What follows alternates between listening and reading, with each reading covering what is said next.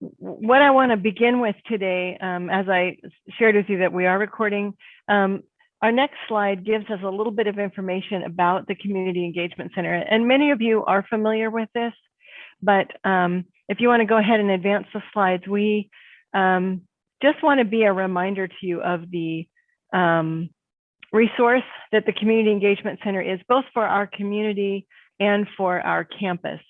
Our goal is really to help create those reciprocal partnerships and opportunities for students, staff, faculty, and community, so that we are together building out the best community for all of us to live in. We talk about with our students the importance of understanding when they move to Merced, when they become a UC Merced Bobcat, they also become a member of the Merced community.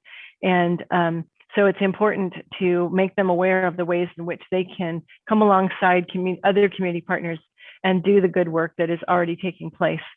So our goal is also to help provide those opportunities and facilitate connections so that people are aware of what's going on both on and off campus, and who is available to become engaged in the work. And we understand our community partners as co-educators.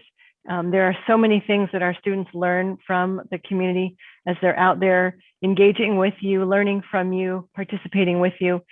And also we know that our students are bringing new knowledge and their excitement for the new things they're learning out into the community and sharing some of those new things that are coming through their academic learning as well. So I often say, and I'm sure many of my community partners who have heard me before say, this is the best job on campus to make these kinds of connections. And we're excited today that you'll have the ability to have those conversations and ask questions. One thing before we jump into our time with the community partners, I do want to share with you, we have an upcoming opportunity called the Rogers Mini Service Grant. And this grant, the Community Engagement Center is opening this grant up to registered clubs and organizations. That includes our sororities and fraternities through the Office of Student Involvement. They can apply for the grant, but the goal is that in order for them to receive the $1,500 for their service opportunity, they must first meet with the community partner and together identify a project or a need that the community partner has that their club can support or participate in.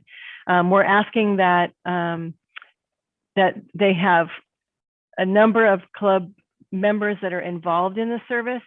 So depending on the size of the club, we're looking that they have a minimum amount of, close to a third or half of their members are serving. And then we also ask that they describe a budget plan of how the grant will be utilized to work with that community partner, and how they will be working together to address the issue or the project that they've together identified. So if any of you community partners, immediately that brings something up in your mind, that's a great opportunity to share out with students when they touch base with you in those breakout rooms a little bit later on. So we're excited to offer this opportunity. The applications actually went live yesterday. They'll be open through October 1st, and the student groups will have until April 29th to complete that service. So you're aware of it. Certainly reach out if you've got some ideas and share those out with students. And students, if you have ideas you think might be beneficial to the community, reach out to those partners and find out how your ideas might mesh with what the community partners are doing. So with all of that said, our introductions and our opportunity to share out what's going on, we now want to hand it off to our community partners. We have a wonderful list of partners, and our first partner today is going to be from Habitat for Humanity. And so I will hand it off to Jan Sorg, who's going to share with you the different opportunities that are available through Habitat. So again, thank you and welcome. Thank you so much. Yes, our Habitat for Humanity is hoping to have every family in Merced County own a home of their own. And our people that are getting our homes are first-time home buyers, so they're very excited. We do this at reasonable costs and affordable monthly payments. And most people are able to make a monthly payment less than what they're paying for rent. we're excited. The Merced City is going to be giving us 3 lots, so we'll be building 3 houses this fall. It has to all go through lots of paperwork, and so we're just waiting for that to happen. We also have a restore in Atwater that is very active. Habitat for Humanity of Merced County is excited about building homes for people, low-income folks, that first-time home buyers. They've never owned a home of their own. So they put in $500 of sweat equity. They pay $500 down payment, and their monthly payments are usually less than what they're paying for rent. And so they're really excited, and they help build the house. They pick out their colors and everything. So it's very, very exciting for them. We are hoping to get 3 lots from Merced City this fall, and they'll start building. So we're going to need all kinds of help for that. And we also have a restore in Atwater, which has all kinds of building materials, household items, furniture, appliances, electronics, all kinds of things. And people are moving, downsizing, and so they're donating all their things to Habitat. So we had to lease another part of the building, so we had room because we had so many things to put out. So we can always use help in the Habitat Restore.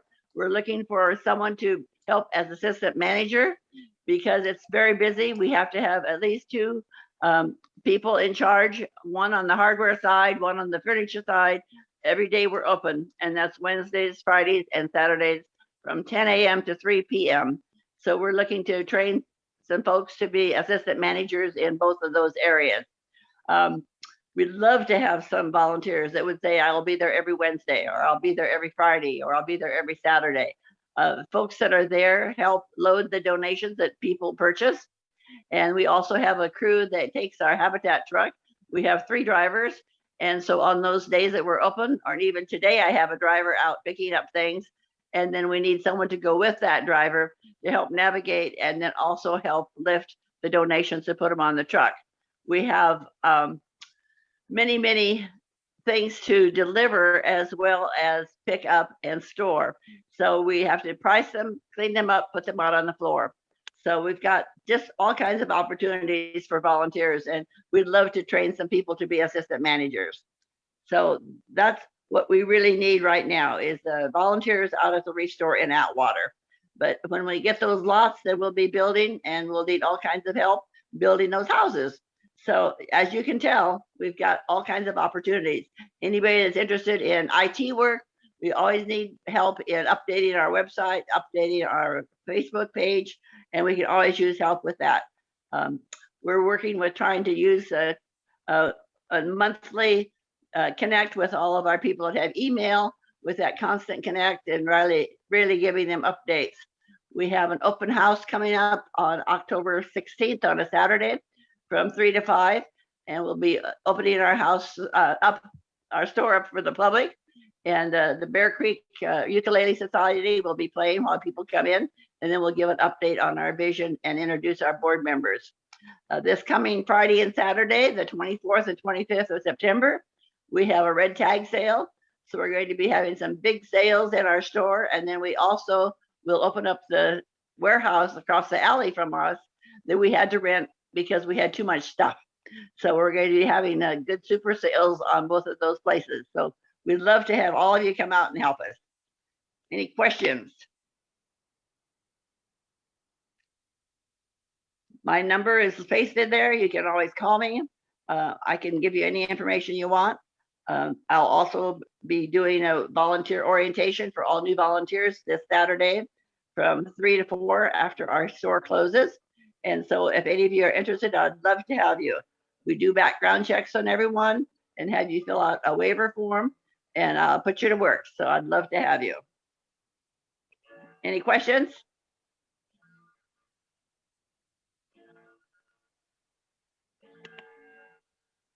Thank you so much, Jan, for that great presentation. And students, please feel free to reach out to Janice if you have any questions. If you need help connecting with Janice, you can also reach out to the Community Engagement Center, and we are happy to connect you as well with them. Thank you so much, Janice, for that presentation. And students that are on right now, if you want to, this seems like something your organization or club might be something that it is of interest. stay in the breakout room once we come to the end of the presentations, and join Janice in her breakout room so that you can talk a little bit more about your ideas and maybe go into more depth. So thank you so much, Janice. Our next community partner, and I know that Stacy is here.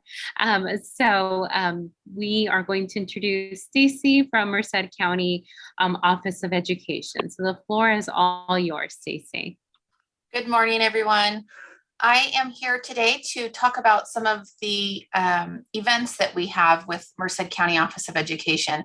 I'm the Events and Community Engagement Specialist here, and along with my running and doing my work for Merced County Office of Education, part of my duties include also managing our Merced County Academic Decathlon, which is its own nonprofit, and also an event and program that many of you may be familiar with from when you were in high school.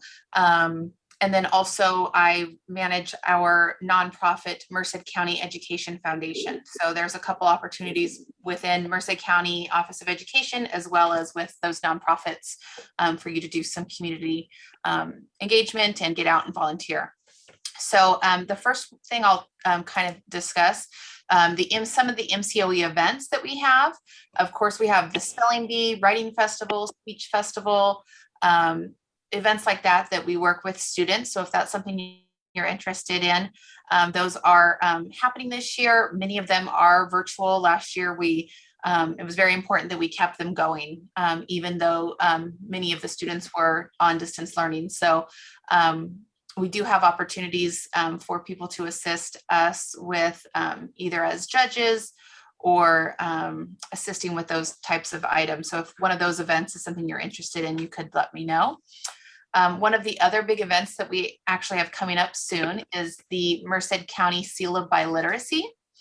And for that, students are demonstrating that they are proficient in English and at least one other language. This year, we have a lot of students that are interested in earning their seal. And the seal goes on to their diploma or their transcripts when they graduate high school, showing that they have shown that proficiency. What we would need from volunteers, if you wanted to help with that, is we need some assessors to conduct interviews with these students in their target languages. So if you have a second language, or even if it was your first language, we would love to have you assist with that. Our interviews are taking place virtually on October 27th. And some of the languages that we're doing this year that students have asked for, we have Spanish, of course, we have Tagalog, Hmong, Portuguese, Japanese, Hindi, Punjabi, Mien, and French. So a lot of our students, speak many different languages, and we want to try to help them by finding assessors that can interview them in these languages. So I'm going to go ahead and put in the chat our link to sign up if you're interested in the Seal of Biliteracy. And like I said, it is done virtually, and it's very, very casual interviews. So you're just talking to them about their future plans, maybe some of their own community services that they have done in the past, and kind of their high school and sports. And basically you're just trying to get them talking so that you can fairly assess that they know the language. Our other event that I mentioned before is the Merced County Academic Decathlon. And that competition is a statewide program that the winning team from Merced County will represent us at the California State Academic Decathlon.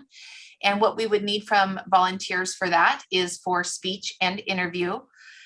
Students for Merced County Academic Decathlon compete in 10 events. So there are 7 multiple choice tests that they do on their own. And then they would do an essay, and then they would do speeches and interviews. In the speech, if you were to help with that, you would be assessing them on their prepared speech, which is about 3.5 to 4 minutes, and an impromptu speech where they are given the prompt, they have a minute to prepare, and then they have 1.5 to 2 minute speech, and you would be scoring those.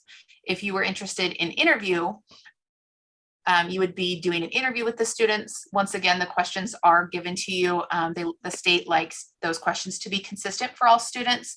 And with both of these, you would be working with a partner. And this is being held on Saturday, February 5th. And at this time, we're not sure if it's going to be virtual or in person. We did do it in person last year, and I'm sorry, virtually last year, so it can be done. And we will kind of determine that, since it is a couple months away, as we get closer. But we would love to have volunteers for that as well.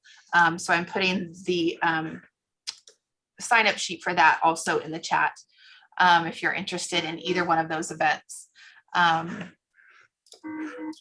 So my contact information, if you wanted to just reach out to me, I can also put that in the chat, and you can feel free to email me if you have other opportunities that you're interested in. Like I said, we do have a lot of events, and I can also connect you with other people within MCOE if there's something that you're interested in assisting with. Great. Thank you so much, Stacey. That makes me so happy to hear that. So our next presenter, and Namita, would you be able to make Jose co-host, that Jose can share his screen for his presentation? Yeah, I'll go ahead and do that. Okay. Well, good morning, everybody. My name is Jose Campos. I work for the University of California Cooperative Extension Office, mainly in the 4-H Youth Development Program. We are part of the UC system. We are part of the federal land-grant university system. We try to reach out to youth in various parts of our county, whether they're in rural, suburb, countrysides, wherever they happen to be. We try to establish some sort of 4-H club that is led by adult volunteers, but the membership is the one that decides everything that evolves around that 4-H club and its community. So as you can see, the mission of 4-H is to make sure that we provide them with realistic life skill development in the areas of leadership, civic engagement, public speaking, and STEM. All these are very, very broad categories, because in leadership, our targeted age group, let's see, can I advance that? Our youth are between the ages of 9 and 19, which is a very, very broad age range when you start thinking about the various stages of development. But we adapt our program to make sure it is age appropriate.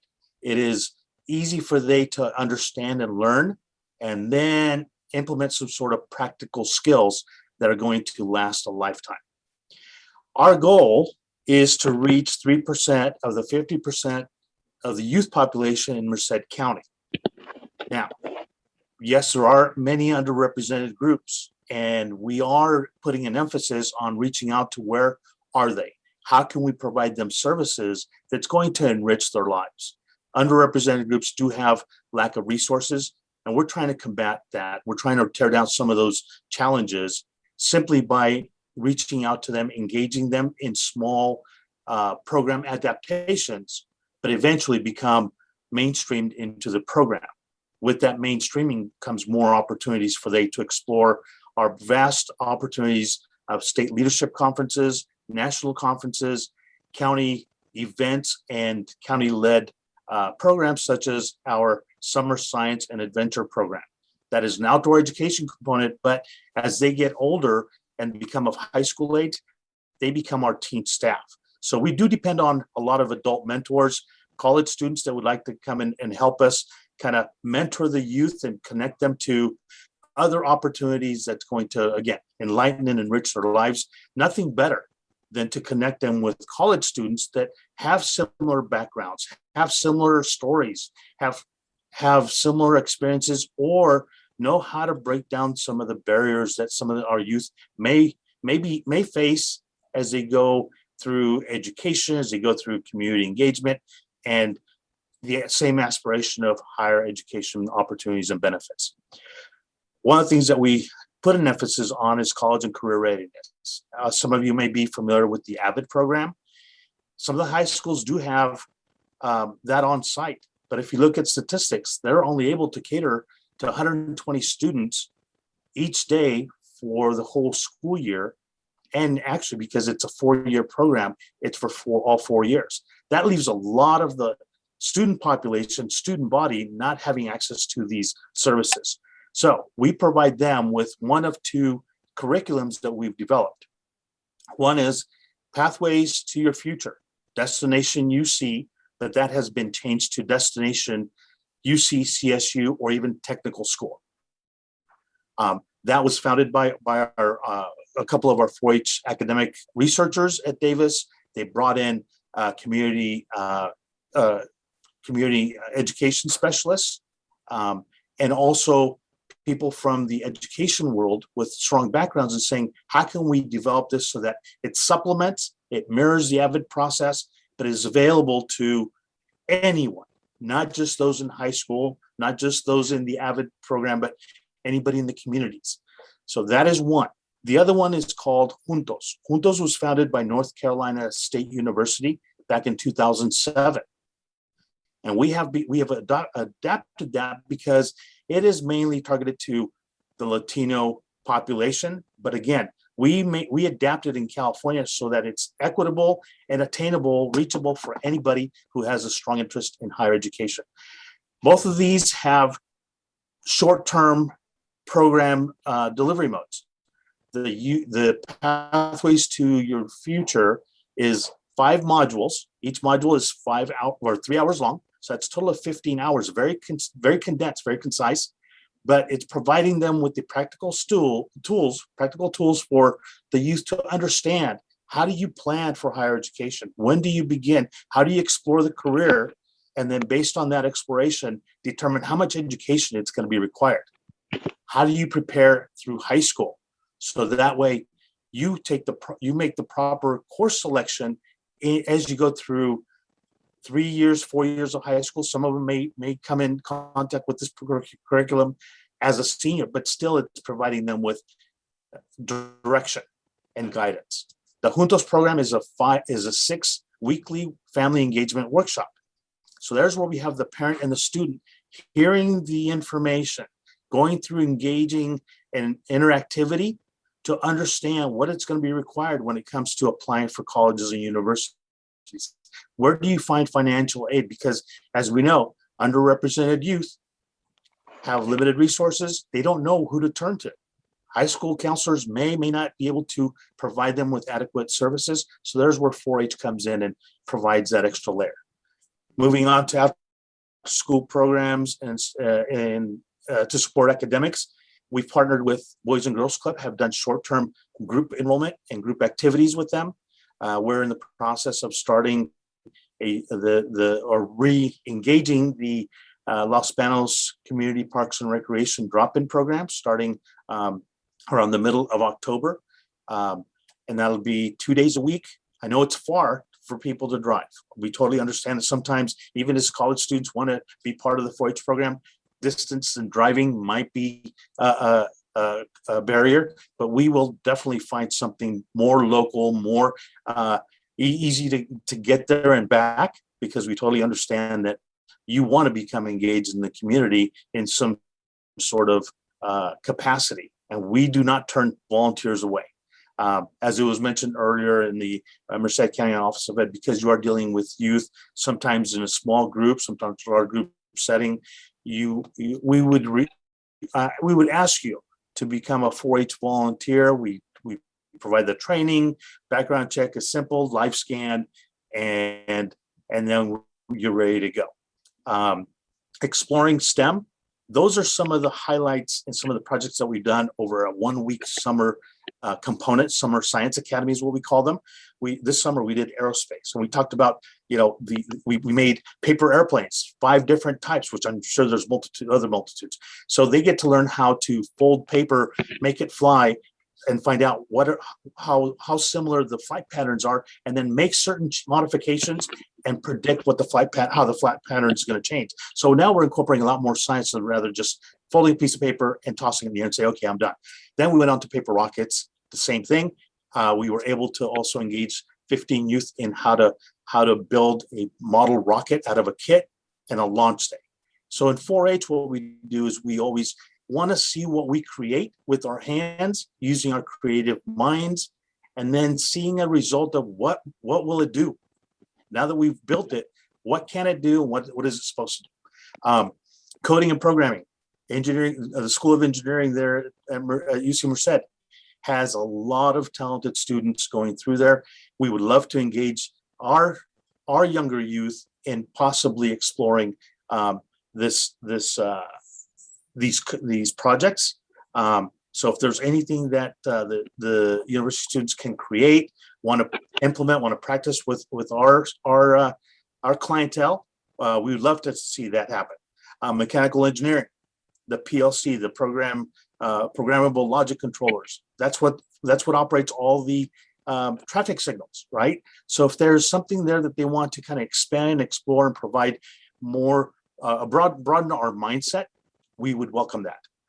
Plant sciences, can't go wrong. Gardening, hydroponics, aquaponics now that they're using. We want to explore all these advanced sciences and how to really raise our own fruits and vegetables if we can.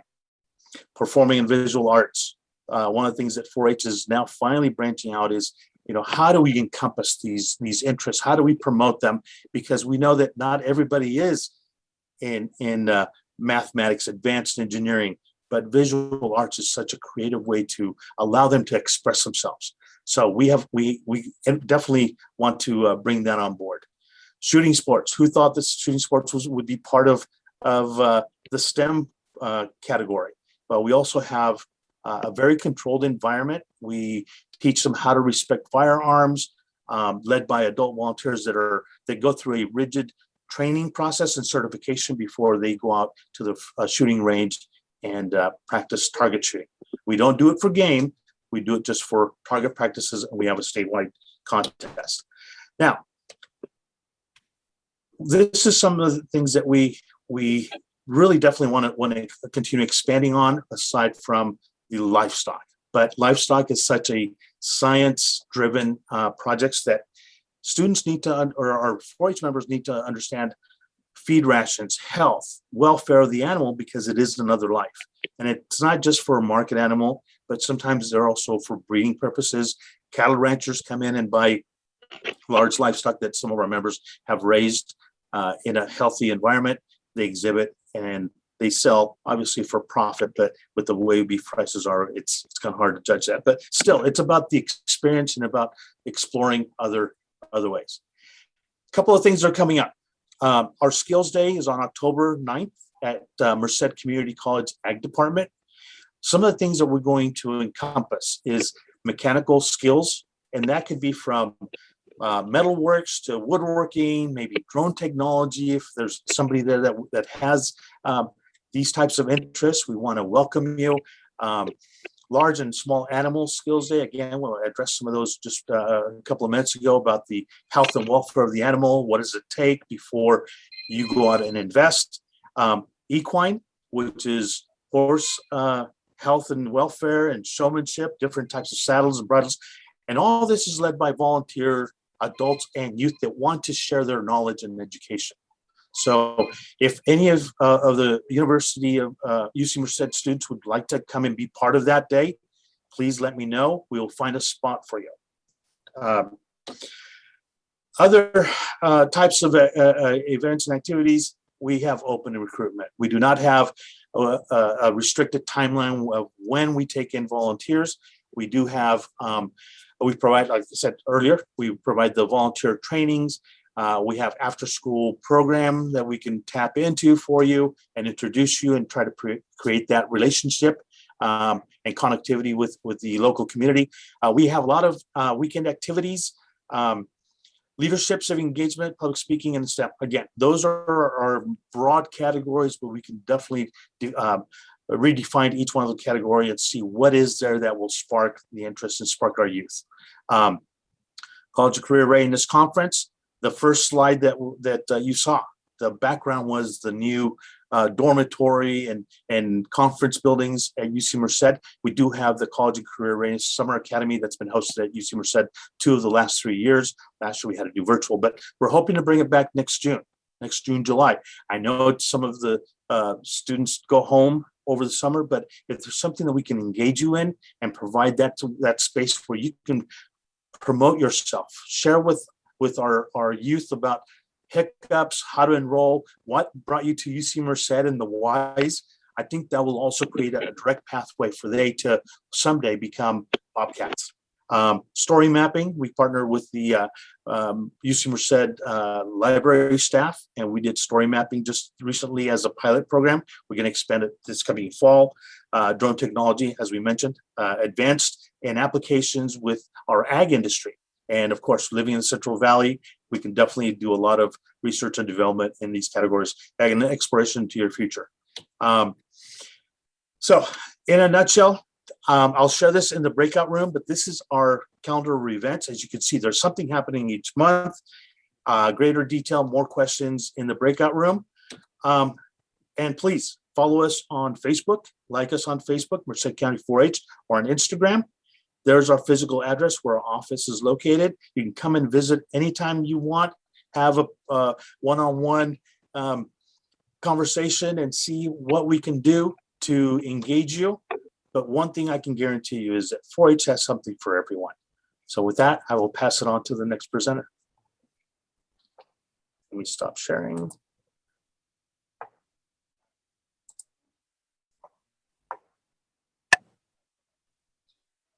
Thank you so much, Jose, for your presentation. So you all heard the great opportunities that is happening with Merced County 4-H youth development. So at this point, I'm going to go ahead and pass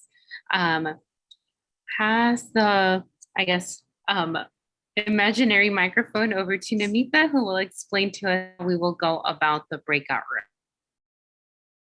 The things to give you a background on us. And now what we'd love to do is turn it over to our community partners who will share from their perspective, their opportunities and ways to engage students. So I think our first community partner today is Merced County Library. We have a number of different opportunities that we partner with the library, but today we're learning about Read and Succeed. And so I will hand off the microphone, as it were, to our community partners at the library. Thank you. Hello, everyone. My name is Tu Lee. I'm the literacy coordinator at the Read and Succeed program at Merced County Library. I apologize about any background noise. Right now, we do have a session going on. So I just wanted to kind of share what our mission here at the library is, in particular for our program.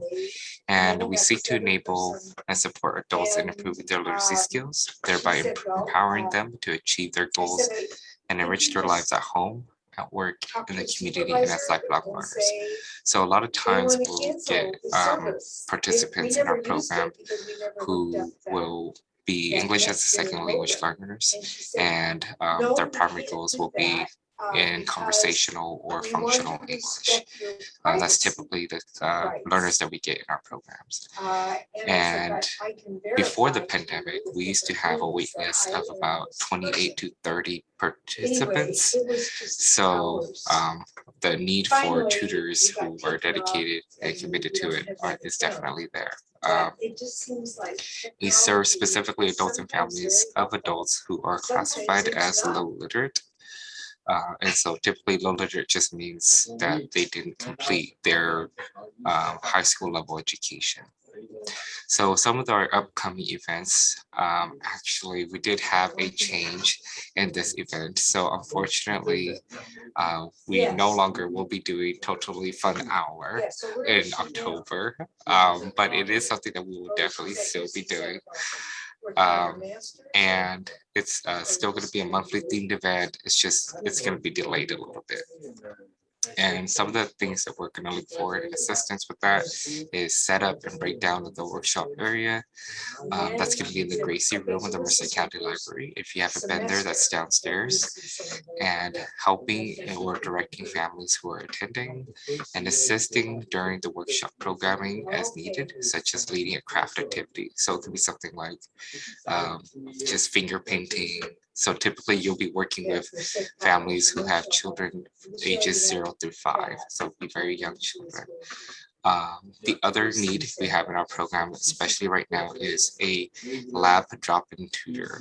So typically those are individuals who come in at a specified time frame. It could be 1 hour, it could be 2 hours, however long you are able to do it.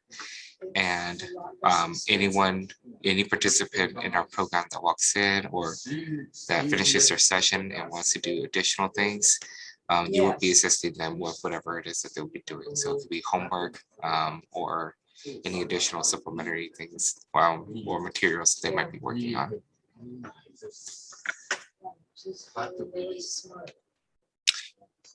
So the other thing also is being a scheduled tutor. So that's our primary mode of service that we provide for the community.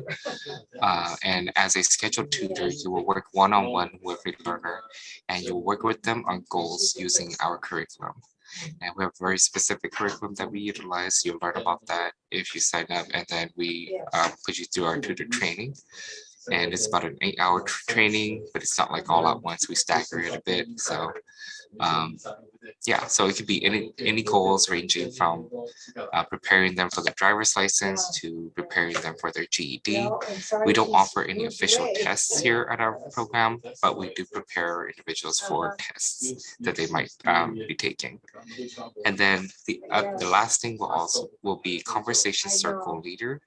And conversation circles are for anyone who wishes to improve their English conversational skills. So in the past, those who've attended conversation circles are individuals who struggled with things like ordering from a menu at a restaurant or just asking for help at a restaurant counter or a public service agency counter or any other setting like that.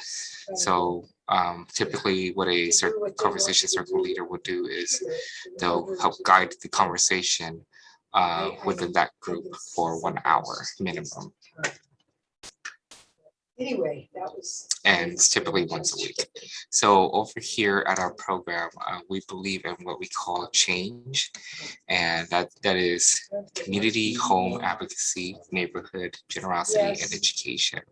We believe those are all the components of change, where it starts in the community and then it goes to the home and it goes into self-advocacy and into the neighborhood where you're at, so localized change, and then generosity, right? Community members being willing to contribute their time and effort into making those changes happen. And then education being the tool to really be able to create that sustainable change that we're looking for in our community. So if you're looking to join our program, there are a few ways to kind of stay in touch or receive updates. We do have a Facebook page that we share with the larger part of the library. It's the Merced County Library. So if you just look it up on Facebook, you'll find it there. And we also have our physical location at 2100 O Street.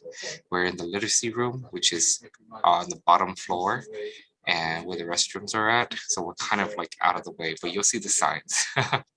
And then we also have an email. It's kind of a long email, but it's got our branding name on it. So I insisted that we had that. And then also the official Merced County Library website as well.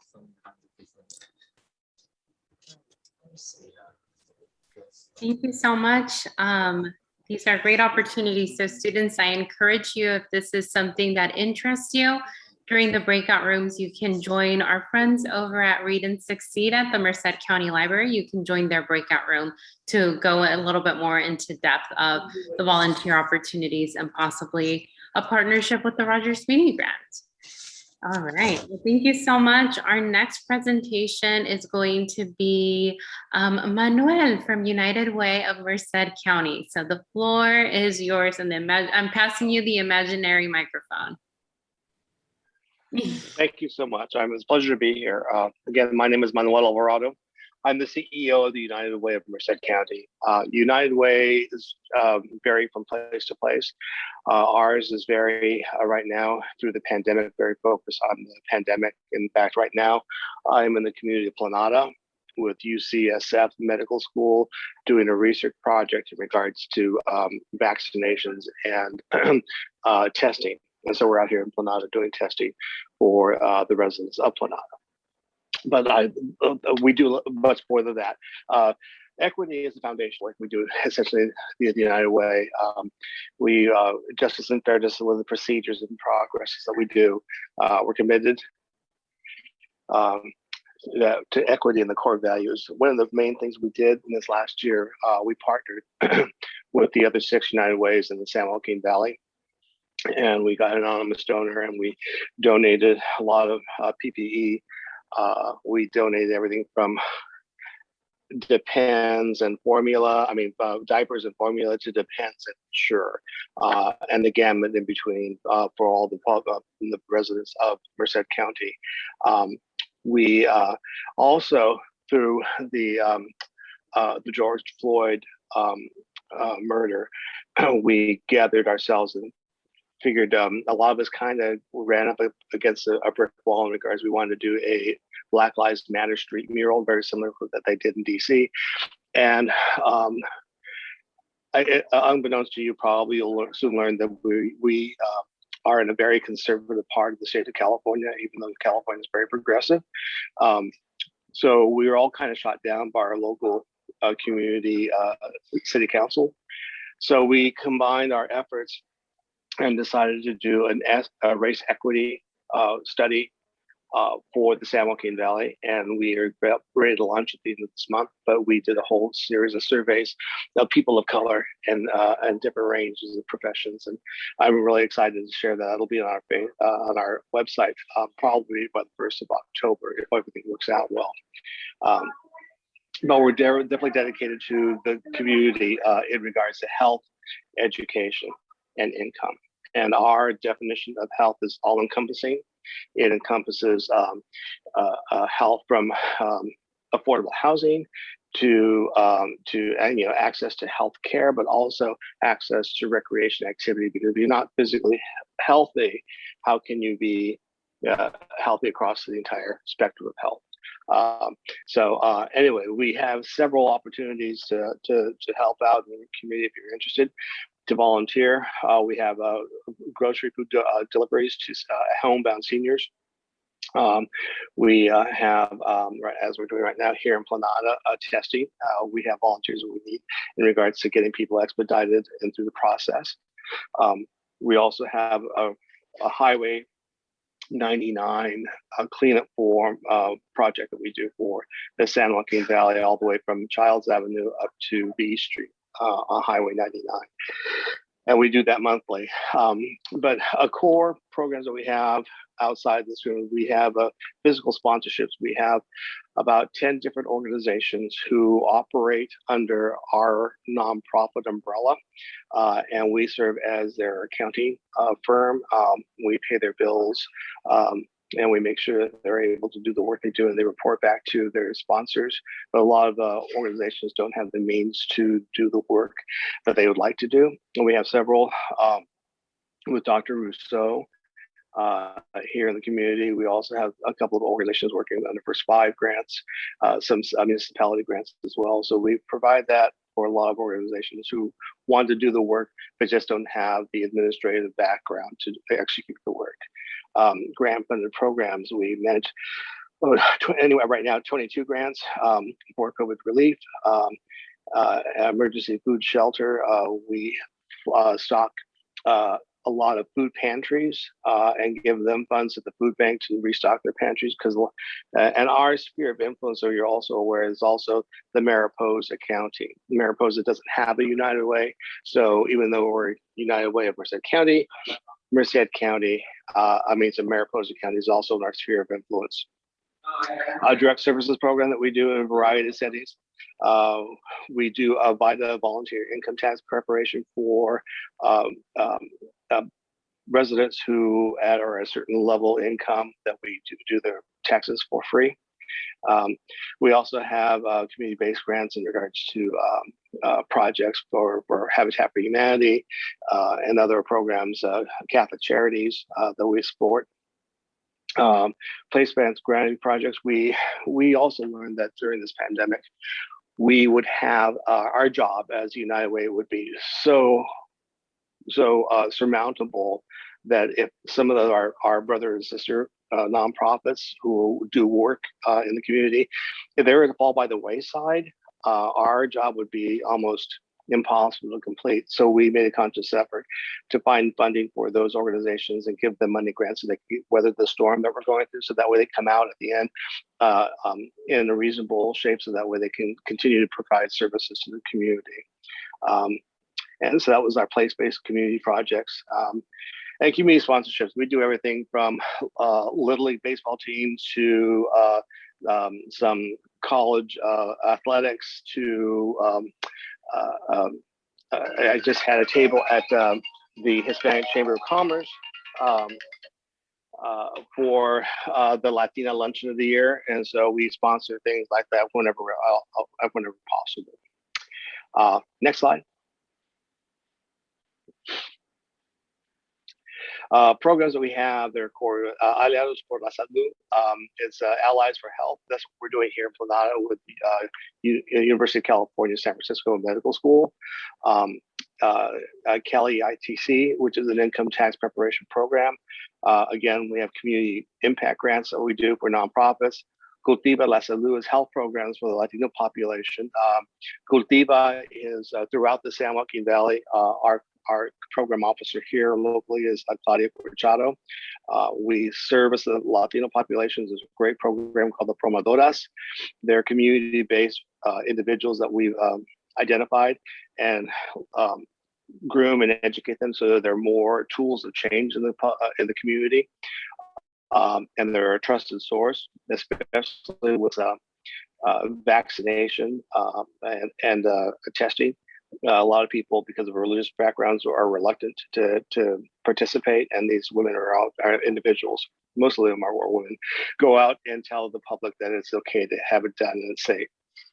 Emergency food and shelter program. We partner with about 12 different organizations, and it's a federal program. And again, VITA, our free tax preparation. One program that we do that a lot of people don't know is called language care. It's a medical in-person interpretation. So there is a relative who's non-English speaking, whether it's Punjabi, Spanish, Portuguese, Mian, Hmong. We have interpreters who can go to a hospital or emergency room and do in-person medical interpretation. So that way, the person who is speaking to a healthcare worker who's only English speaking can communicate properly to their patients. And that's a great program. We do that also for several government entities as well. Again, the stabilization of nonprofits, awarded to community-based organizations. And also we have 211 Mountain Valley. 211 is nationwide. And if you go to 211, wherever you're at, you will be routed to a operator. If you need anything from mental health crisis or medical care or early childhood daycare, you can call 211, and that's a resource where they can give you information on what next steps to do in regards to achieving what your needs are. And next slide. And this is us in Planada. This is out community center. All those people in Mass, some of them are UCSF medical staff, but a lot of them are volunteers. And that works what we're doing here. Now we've left the community center. We're housed now at the Cesar Chavez Middle School in Planada. So you'll see Planada if you ever go to the national park from Merced. You'll drive right through Planada before you hit up the foothills. So I would encourage any of you, if you're interested in anything that we're doing, please reach out to us. We have internships available to you, and welcome to Merced. Thank you so much, Manuel. So students, you've already heard all the work that United Way of Merced County does. It's a lot of work. They certainly cover a lot of ground. So if you are interested in reaching out to United Way for volunteer opportunities, and if that is who you would like to partner for the mini grant, to apply for the mini grant, today will be your opportunity once we go into our breakout room. So thank you again, United Way. And You are welcome. We are going to our next community partner, which is Valley Crisis Center. Liz, I am passing the imaginary microphone your way. Thanks. Hi, everyone. My name is Liz Tyler. I'm the volunteer program specialist at Valley Crisis Center. So at Valley Crisis Center, we offer free and confidential services to survivors of domestic violence, sexual assault, and human trafficking throughout Merced County.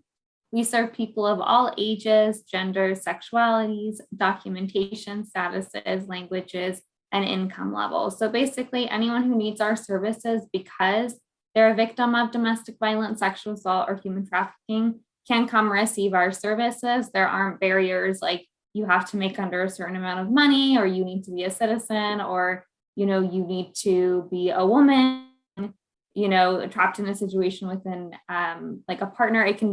Anyone is able to come receive our services. We can go to the next slide. So the opportunity I'm going to talk to you about today is becoming a volunteer crisis counselor. So by becoming a volunteer crisis counselor, you can work directly with survivors as they start their path to safety and healing. You'd be able to answer our 24/7 crisis line, do initial assessments with clients, support clients at our shelter, and help with outreach events. So that's just a few of the things you can do as a crisis counselor, but it's really anything our agency offers as a service, including, responding to the hospital if someone has been identified as a victim, or responding to the police station, or if it's, just helping people schedule appointments. There's a whole range of things that our volunteers do that support us.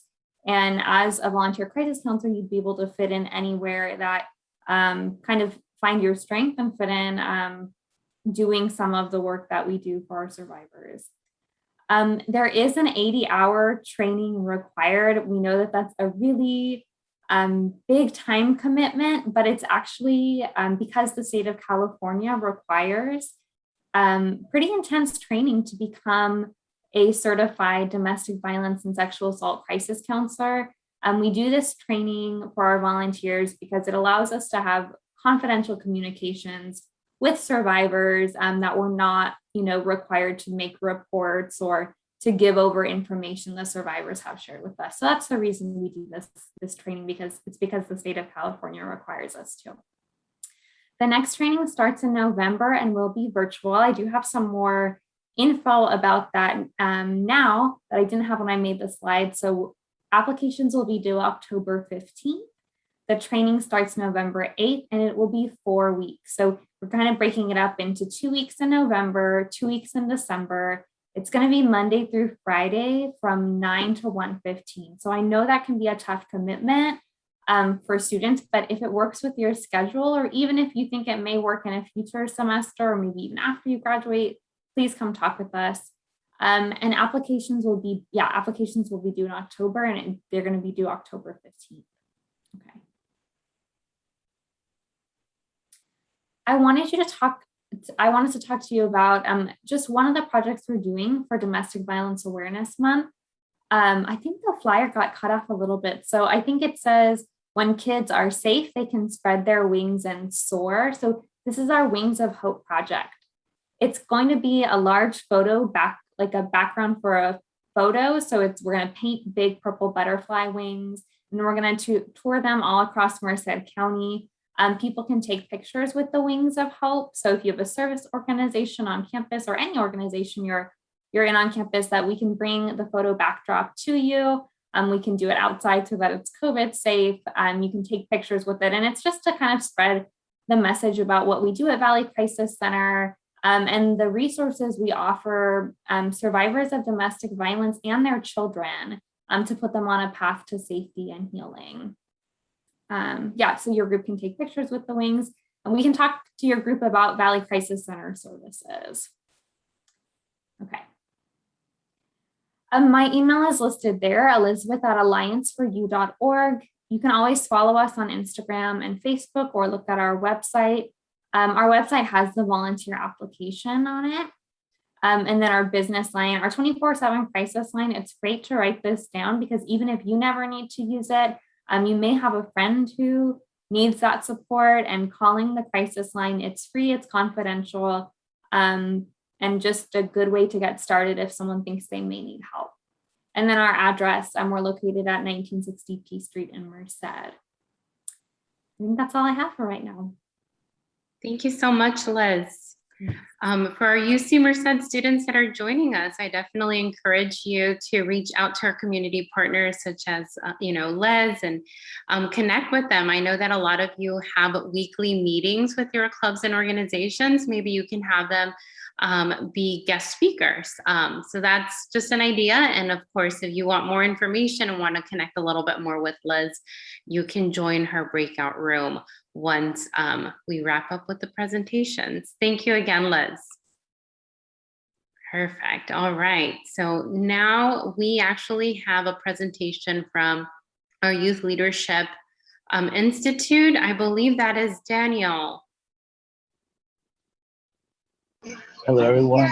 Yeah, is it okay if I am able to share my screen? I have better slides. I'd like to put more information.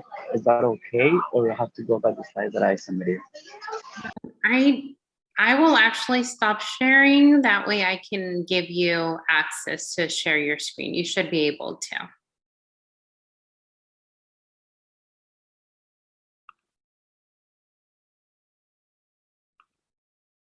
Perfect.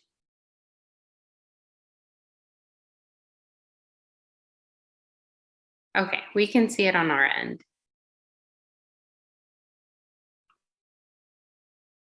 All right, can you all hear me? Okay, cool. Yeah, good afternoon, everybody. My name is Daniel Garibay, and I use they, he pronouns. I'm a program coordinator for Research Youth Media, a program under Youth Leadership Institute. So Youth Leadership Institute is a nonprofit located throughout California. We have multiple offices, but our headquarters is in San Francisco. We have various offices across the Central Valley, Merced, Manteca, Fresno, Long Beach, San Francisco, San Mateo County. And Youth Leadership Institute builds communities where young people and their adults, and their adult allies come together to create positive community change that promotes social justice and social equity. So under Youth Leadership Institute, we have multiple programs, like I said before. So one of the programs is called Young Listening Front, which is coordinated by somebody else, Alejandro Dorado, who will be here today. So I'm going to talk quick about this program. This is sort of a political education program that empowers the youth, that promote a lot of positive political policies regarding the youth. For example, they're ready to go to city council and ask for rights at the skate park. And they do multiple stuff. They have a curriculum that they go under, that they have that special, that they incorporate a lot of healing, a lot of indigenous, and they're making healing into this. Just because a lot of the people we work with in South Merced, so they're mostly Black, indigenous, people of color, young adults, young people. So we try to focus a lot on wellness, a lot of healing. That's what this program does. The next one is called is us, actually, we said. So before going to ours, I want to talk about the other one. The other one is called Moving Forward. That one works a lot with foster young people, and they do a lot of healing in that one too. That's what it's actually it's about healing. And they have their own curriculum. They also use a lot of indigenous medicine, Native medicine, in order to work on trauma and all that. You actually have to go through a curriculum to be able to say that I graduated from this program. That's coordinated by Meche. It's another one coordinator here at Right Line Merced. So that's our program. So I started coordinating this program along Alyssa Castro. So I have about 7 months working here. So yeah, so we said youth media. It's let me see if I can go over. Yeah.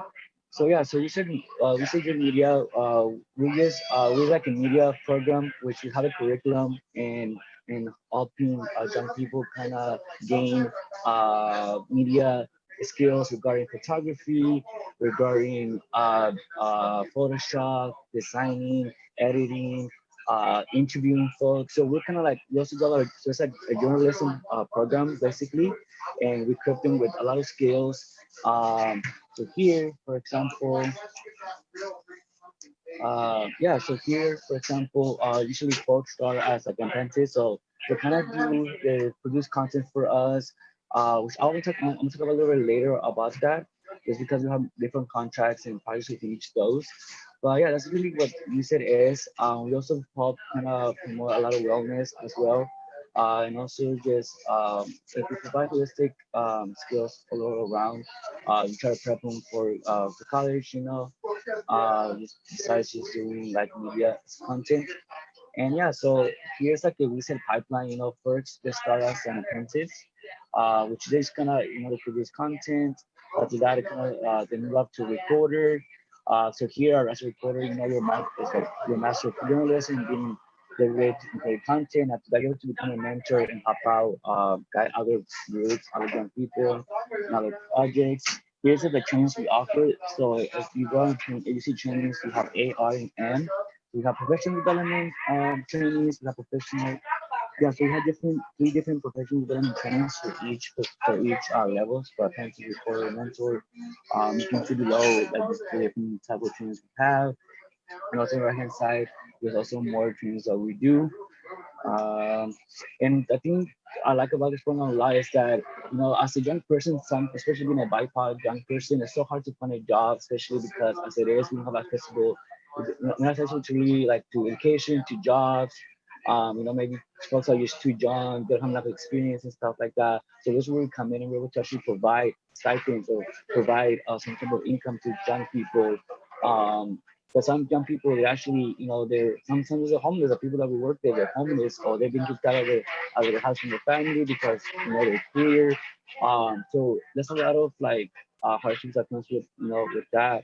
So what I love about this program is that we're able to provide income to the young people. They're able to actually like they work for the work, they create some type of content project, a media piece, and they're able to get paid for it. So that's what I like about that. And if you see here, we have like, for example, um, if they create like a person narrative, they want to get $30. If they create a poem, 30, photo essay, $50, and stuff like that. So that's where they can get stipends. Also, like coming, after that, you see the right hand side, stipend crossing content list. So for example, if you do like a social media event coverage, so if like for example there's an event going on, so for example, Ana Caballero, doing a senator, she came to Merced and had some young people go kind of report the event, interview some folks, actually interview the senator, so they were to get paid for that. Some other one is like illustration and comics. They create illustrations, and this can be a way. The thing about this program is that it's a way for young people to express themselves. Because a lot of people just focus on STEM or mathematics and science stuff, but like art is a way to express yourself. A lot of um, the system has really oppressed that kind of side of us. So here they have to come in and kind of express something to illustration, to drawing, create video, step into the arts. So one of them is illustration and comics. So to create that type of content and get $20. Another one, an audio piece. For example, we have a podcast that we have for about 2 years, in which this is it's a cover podcast for each year that has multiple episodes. But in some episodes regarding this year was, for example, how COVID changed like dating. So I think it's about online dating and also about like young people plugging affecting and stuff. So we actually have a COVID podcast on Spotify, so maybe you can check that out. And yeah, in the senses you can read it the way and stuff. But yeah, so here just letting you know, like young people are able to get income or stipend for the work for the content. So next, sorry, it's really laggy.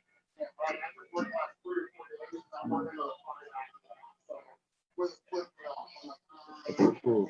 And here now, I'm not jumping to the actual like stuff that we target. So we have three different contracts. The first contract is with TCE. So we said Youth Media will recruit and train at least 1,500 people for cycle for training media production.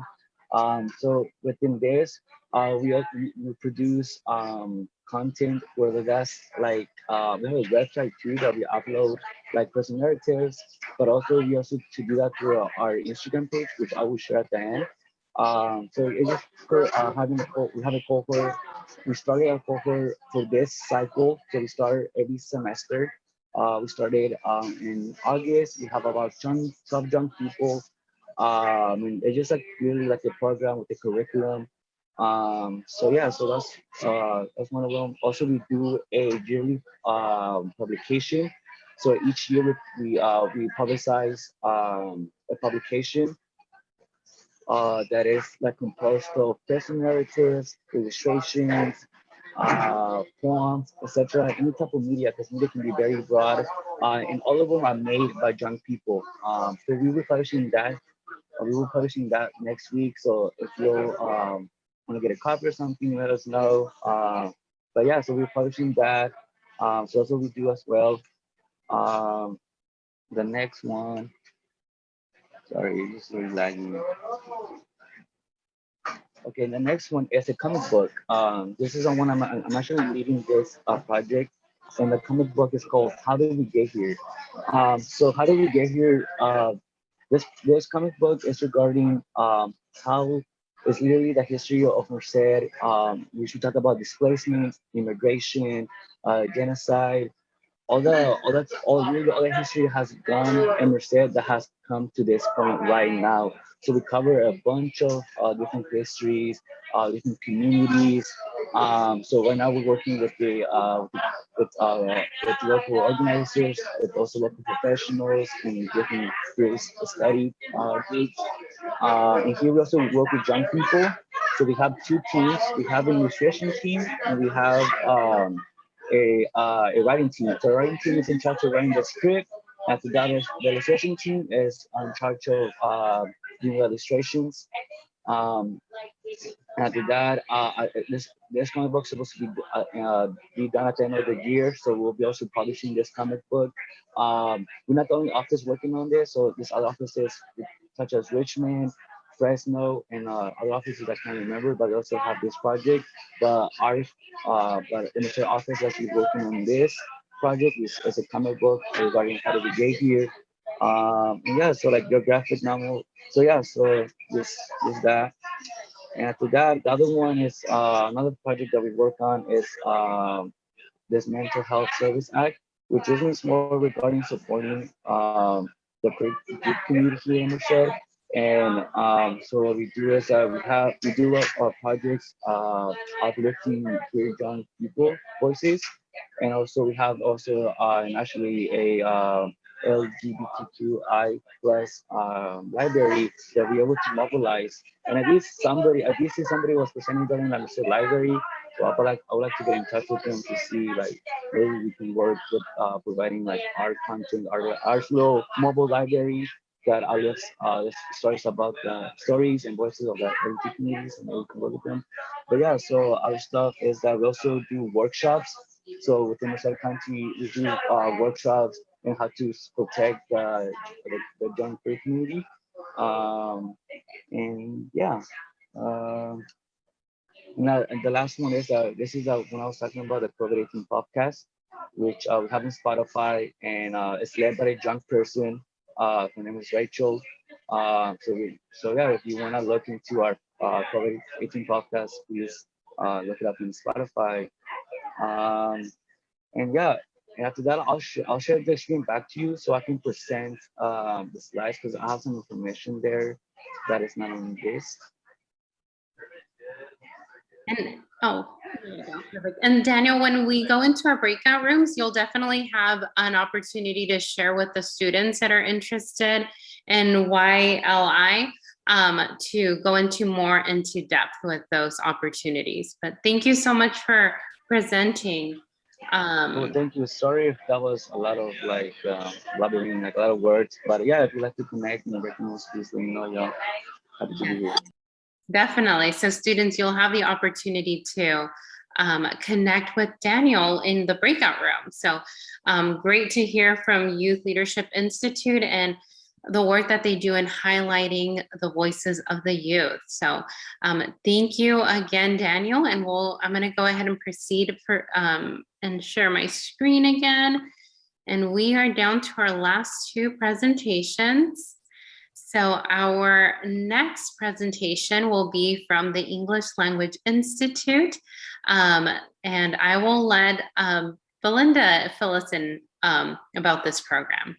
All right. And this one will be much shorter.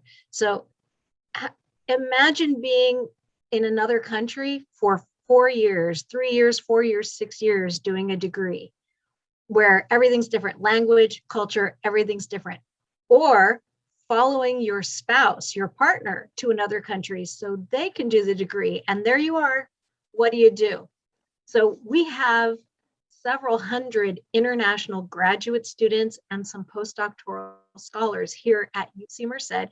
So I snuck in, although most of this is for community partners, I'm a campus partner because we need volunteers too. So we've got several hundred international graduate students. They're doing their masters or PhDs, and a few of their spouses are here. And most of them come actually with a pretty high level of English, especially academic English, but they don't have a lot of opportunity for conversation, for just regular non-academic conversation about movies or sports or hiking, things like that. And so I am looking for volunteers to be conversation partners. Now, most of the internationals this semester are actually graduate students, a few postdoctoral scholars, and I think we've got 2 spouses. Sometimes we also have international undergraduates, but currently it's all graduate students, mostly people in their 20s and 30s, and we need volunteers. The volunteers are usually undergraduates, some graduate students, occasionally staff and community members. Any of you, even you who are from other organizations, can volunteer. Now, this is almost like the Diet Coke version of the True Coke, which are the other volunteer organizations, because this is a minimal commitment. This is approximately 1 hour per week. Next slide. Okay, so I'm down, I have just 4 slides. This is the second one. How this works is this month, I'm matching partners. I've already matched most of them, but I still have 4 graduate students with no English speaking partners. And the volunteers can be, even if you grew up speaking Spanish in your house when you were little, but you went to US schools and you are fluent in English, we consider you an English speaker. So English did not have to be your very first language, as long as you are fluent in English and consider that one of your first languages, or consider yourself a native speaker or close to it. So partners are matched mostly based on preference and interest, the kinds of things they like, sometimes similar majors, the things they study, or partners both like hiking or biking or something like that. The partners then meet for an hour a week. So just 2 by 2, you and your partner, if you're a volunteer, you and your international student from another country will meet. You choose when and you choose where. You can decide to meet only in Zoom and online, at least for now with COVID, or meet in person if you're comfortable with it. Most years it's in person, but right now people want to meet by Zoom, that's okay. And it's good not just for the conversation, but it's also wonderful for the cultural exchange. You get to learn about another country, about another culture, and they get to learn about yours. Those of you who are looking for volunteer hours, if you need some sort of proof of volunteer hours, I have a Qualtrics form where we can track that. And then at the end, I can write you a letter on English Language Institute letterhead that verifies that you volunteered X number of hours.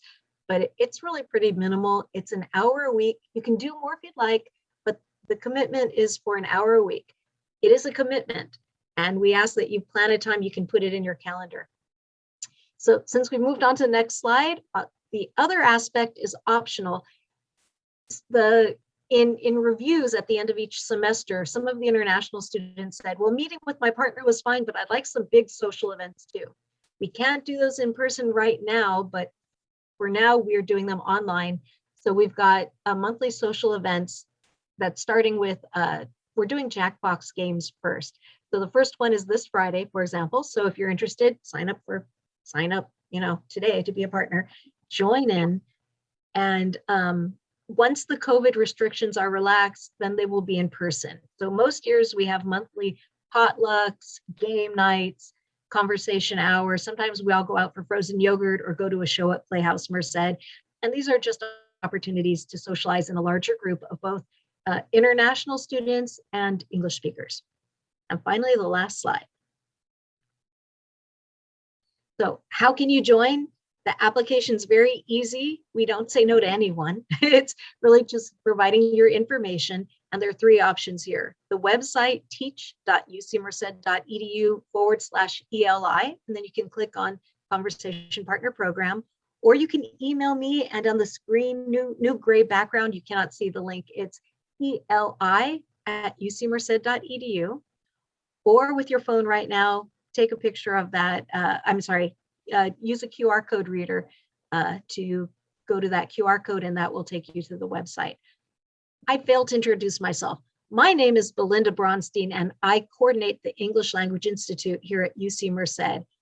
My job is to help multilingual speakers on this campus, and I've got the best job in the world.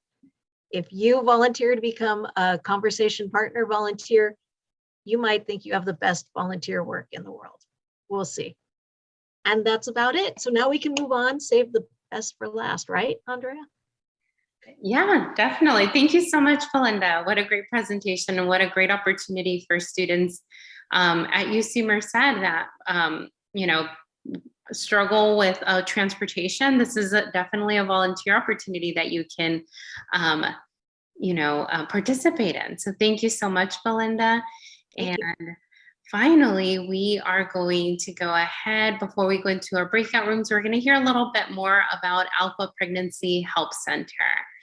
I believe that's Alicia.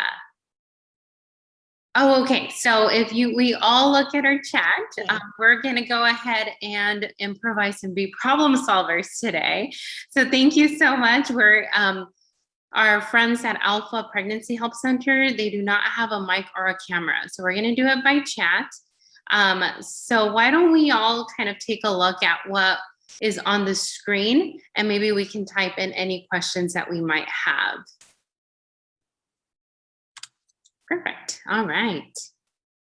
All right. So I'm going to go ahead, and I don't see any questions coming in through the chat. So I'm going to go ahead and move on to the second slide. And if you would like to add anything that you would like me to say out loud or share with the group, please feel free to put it in the chat, Alicia.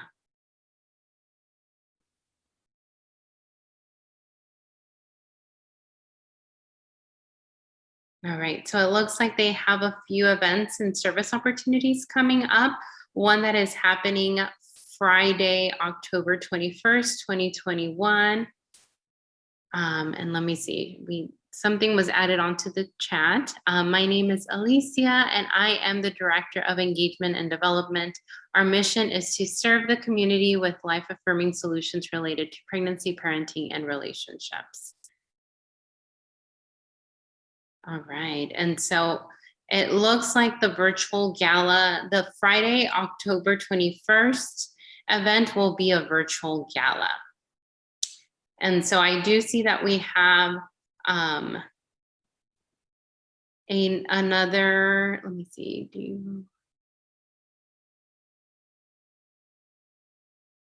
okay, do you have extra time to partner with Alpha PHC? Alpha is looking for your help, and the volunteer contact is Lily at alphaphc.com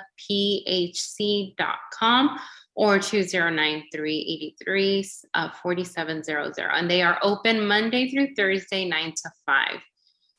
And they make appointments, but they also accept walk-ins. So I'm gonna go ahead and move on. Okay, so we are also looking for volunteers that can come in and volunteer with services and administrative duties. All right, okay, so Free services. So these are services that I assume they want to let everyone know, regardless if you're in a club or organization. Free services includes pregnancy tests, peer counseling, limited ultrasound parenting classes, and they're temporarily paused while format is being changed, referrals to other local organizations, agencies, and nonprofits, adoption referrals, and practical resources such as clothing, diapers, baby wipes, baby formula, strollers, high chairs, bassinets, toys, and more. And yes, everything is free and confidential. So if you know of anyone in need, you can refer them to Alpha, to our friends here at Alpha Pregnancy Center. All right, and this is how you can connect with them.